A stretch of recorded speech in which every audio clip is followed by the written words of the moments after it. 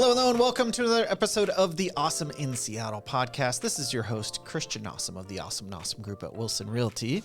And today, I am joined by... Hi, I'm Varun. I'm an agent with the Awesome Nossum Group as well. And today we are diving into one of the topics that's come up a ton lately, both with investors and homeowners, how to build new construction. Yes. So today, whether you're an investor trying to stretch your ROI or a homeowner who's thought, can I build a DADU in my backyard? We're going to give you the playbook of how to build that new construction, like from start to finish. We're going to walk you through what new construction actually means, why you should consider it, and how to actually build it from idea to financing it, which was huge, to an actual finished building. Yeah. So before we get into the nitty gritty, let's talk about what we're actually, or why we're actually qualified to guide people through building new construction. Why don't you kind of give a little of your background? Yeah, so I've been an investor for a while now, but on the new construction side specifically, I've finished constructing one DADU. I am about to finish construction on a second one, and then I'm planning to build anywhere from 8 to 12 units in the next 2 years on my project. So yeah, I'm going to get a lot deep into this particular topic myself. Yep. And I have already built 4 or 5 DADUs. I'm trying to count them all. I don't totally remember. And we've helped numerous clients build them as well as sold properties that have been torn down with new construction built on there. So kind of done a lot of it and helped people with this throughout the process. So let's kind of talk about what exactly is new construction. Yeah, so let's start by defining what we mean when we say new construction, right? It's not just building one of these massive 6,000 square foot custom homes.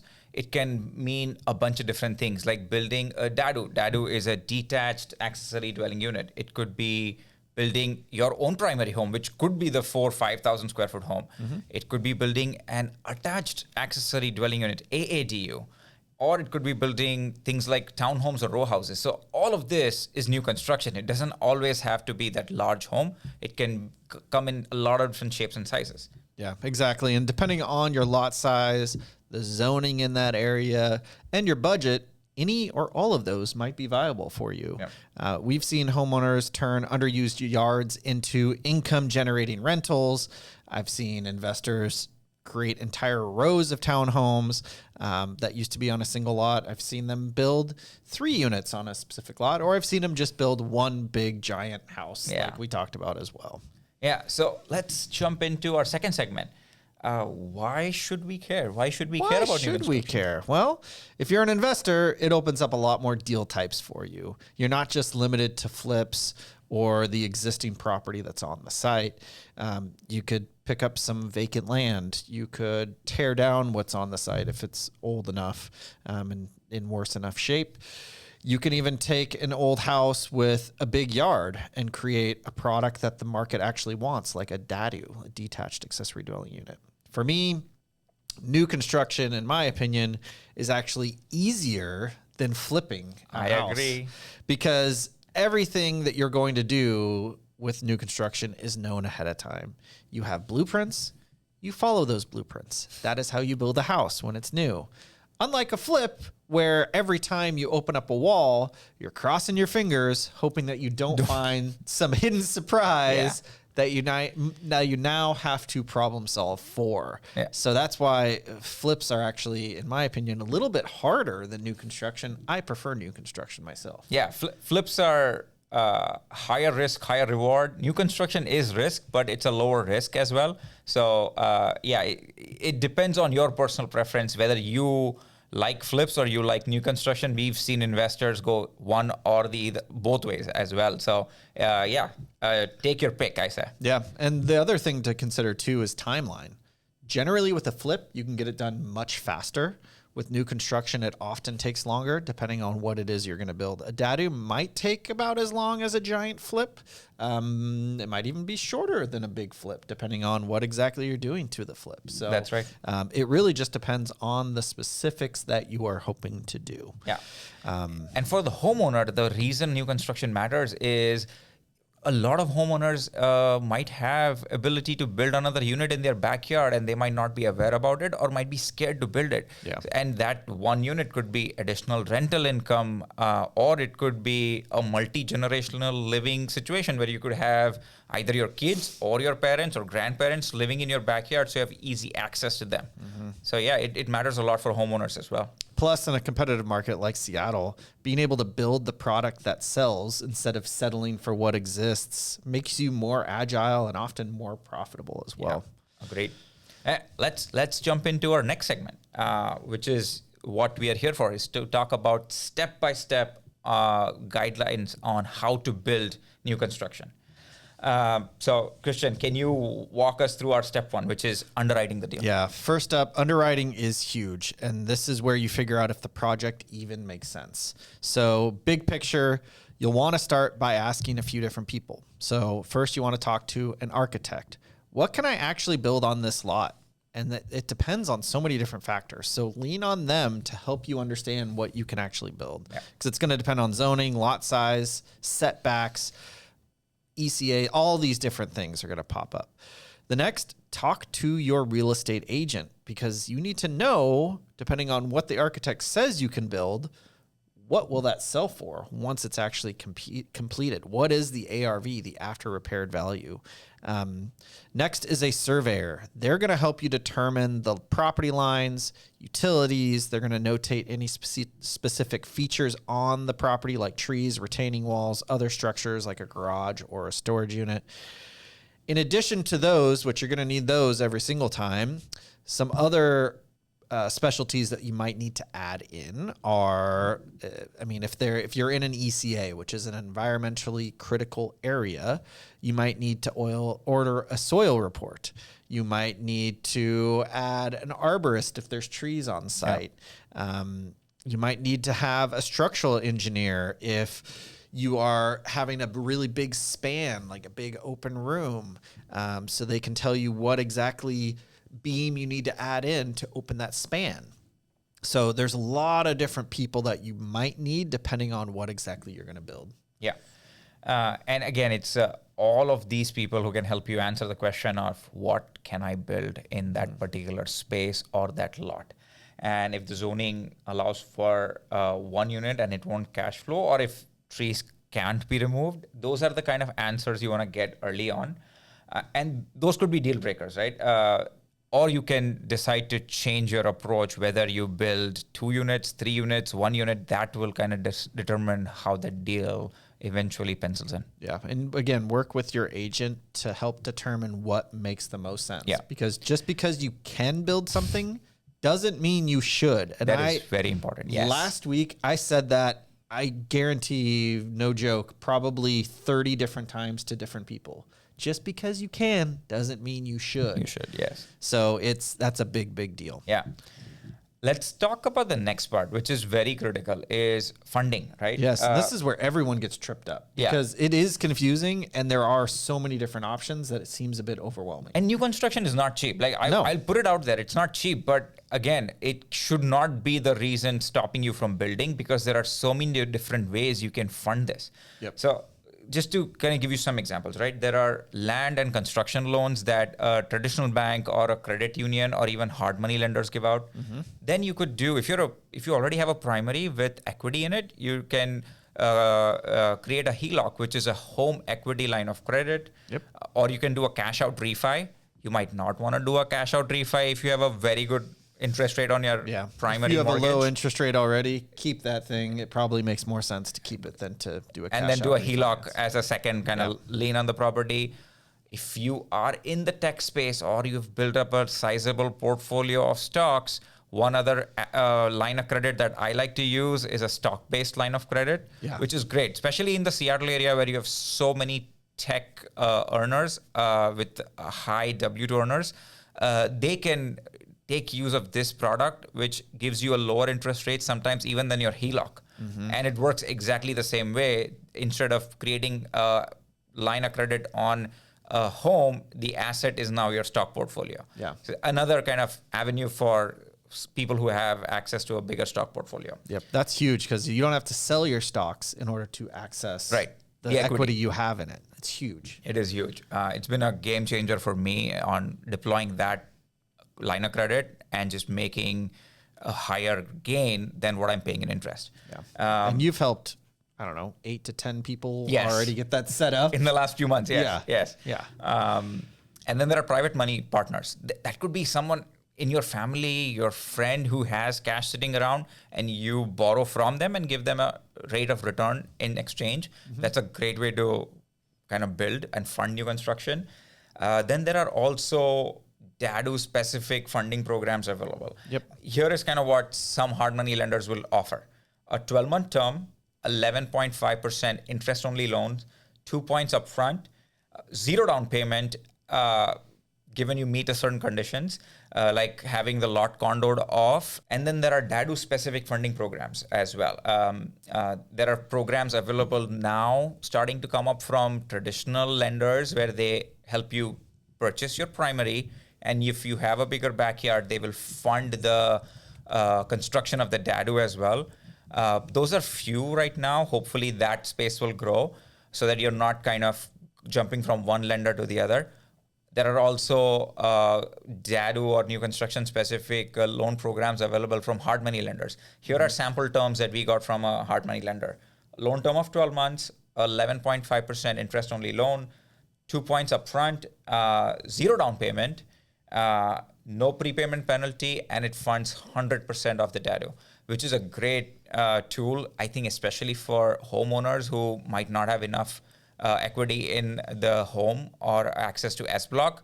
This is a great way to kind of just fund your new construction without having to bring any money to the table. And big picture, just stepping way back really quick, if it costs $350,000 to build a DADU, which sounds like a lot of money, and it is, but you can turn around and if you wanted to sell it, you could potentially sell that for probably a minimum, depending on the area, $700,000, maybe $800,000. So it costs $350,000. You can sell it for $7,000. You're doubling your money. Yeah. So it does make a lot of sense, even if the interest rate is ugly. I'm air quoting here, at 11.5% with 2 points up front. Yes, that sounds expensive, and it is expensive, but it can make a lot of sense still. I agree. Like just putting big numbers around it, right? 350,000 construction, considering 11.5% interest, 2 points, you're spending close to 40 grand for that loan. You're not spending the $350,000. That's where the lender pays that. Yeah. And once you sell it, the only out-of-pocket cash for you was like 40 to 45 grand. That's it. Yep. To pocket what, 200-300 grand of profit. Exactly. So just the return on your investment is very high. Very, very high. So before you start building, you do want to have a pretty clear idea of what it is you're going to do with it at the end. So are you going to keep it as a rental? Are you going to condo it? Are you going to move into it? Are you going to sell them off? Are you going to do a combination of these where you move into one and you sell the other, or you flip the front house and you build a DADU and you sell that off, or you keep it as a rental? Whatever your combination or choice is, you need to figure that out before, because that's going to help you understand how you want to fund the construction. If you're going to sell, getting that short-term, expensive, hard money loan, construction loan might make a lot of sense. Yeah. If you're going to keep it, you might want to structure that a different way and do a different type of loan, which again, there's so many different types of loans. New products are being introduced almost on a weekly basis at this point, with the state and cities now, the state of Washington now, really emphasizing more density and more units per lot. There's going to be more and more funding options out there for you, because everyone's going to have the ability to potentially do this. Yeah. And the banks see that as a way to potentially make some more money. Right. So they want to help us make some money as well. So yeah, House Bills 1110, 1337, and the One Seattle plan are really kind of making that option a very viable one for all of us. Yeah. And it does open up a lot of doors for homeowners and investors on building new construction. Yep. All right. So we're moving on. So now you figured out what it is you want to build and how you're going to build it. Now you want to go under contract. So if this isn't in your backyard and you're actually buying something, you need to get that property under contract. So you need to make an offer, get it accepted. hopefully you're doing that with a longer term closing. Yes. So why would you want to close on it longer? What does that mean exactly? So if you're buying a property that you're going to most likely tear down what's currently there, you are going to be sitting around for 6 to 12 to possibly 18 months waiting for permits. That's right. To build the property, the new construction that you want to build. So if you're waiting that long, you would have to start paying some of that construction financing right away. Yeah. That can really eat into your bottom line at the end of the day, the profit that you can potentially make. So try to get a long closing on these properties, 6, 12 plus months or so, if you can. Sometimes it's such a good deal that you can't do it, and the seller that's why they're selling, is because they have to sell and they need to sell right away. And maybe you get a good enough deal up front and it's okay to not close that long. Right.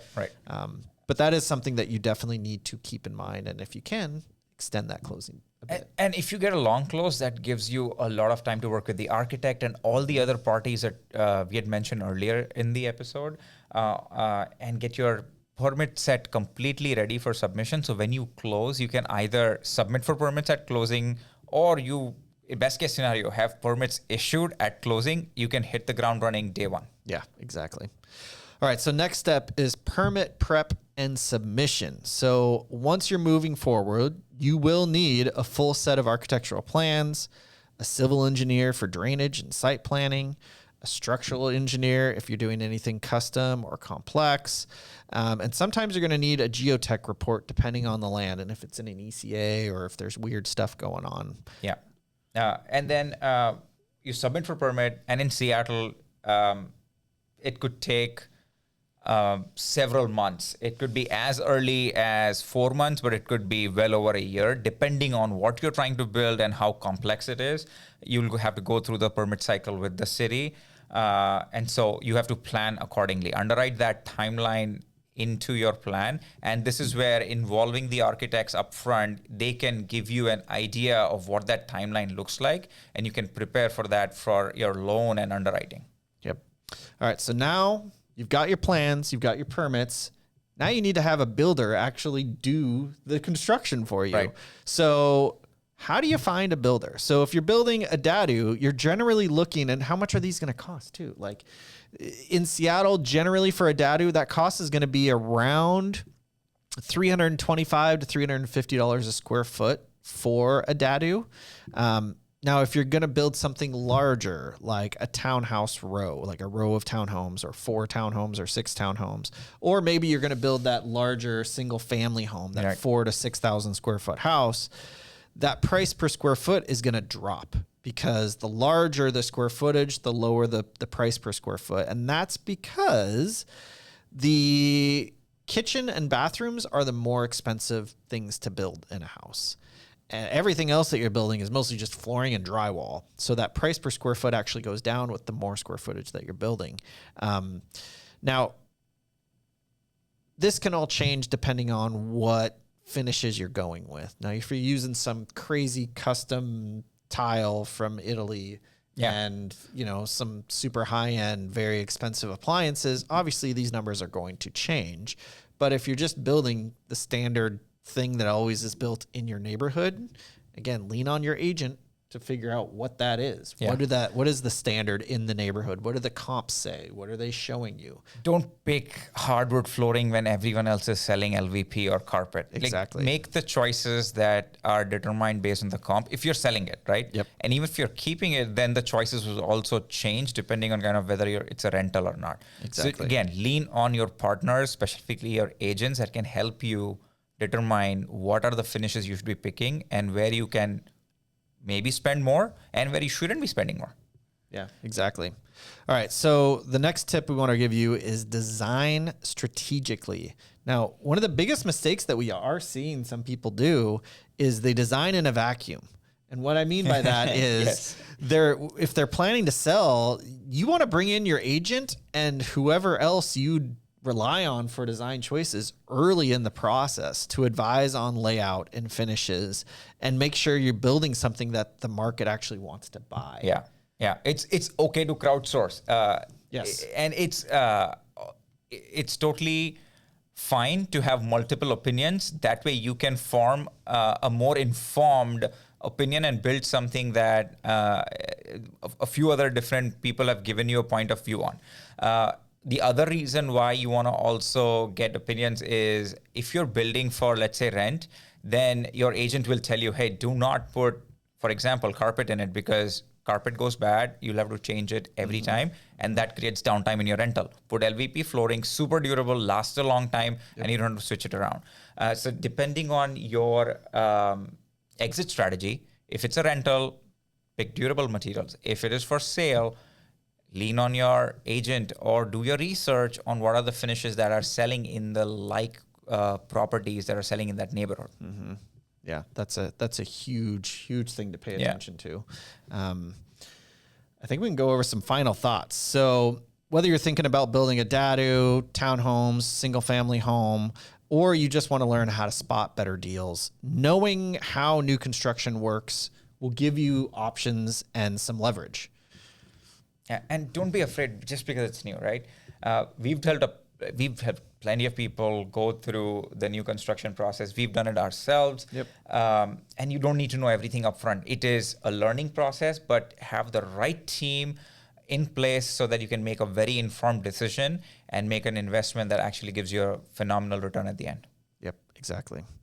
That's it for today's episode of the Awesome in Seattle podcast. If you are someone that's thinking about doing some new construction and you kind of want to bounce your ideas off someone that knows what they're doing, we are happy to chat with you. That is what we do. Yeah. We are real estate brokers in the state of Washington. And we're investors and we're doing new construction. So reach out to us. You can email us, you can call us, you can text us. All of our info is right on awesomenossum.com. That is awesomenossum.com. That's it for today's episode. Hope you got a ton out of it. Feel free to ask us questions if you want. You can also find us on Instagram. Yeah. Or we're often at a lot of the investor meetups in the local Seattle area. Yeah. So and we do beers and home buying too. You can find us there. Yeah. Beersandhomebuying.com. Yep, exactly. Yeah. Thanks a lot for listening. And please listen to the other episodes on Awesome in Seattle podcast. We've done a lot of cool episodes in the recent past. A lot of good information that we've shared on.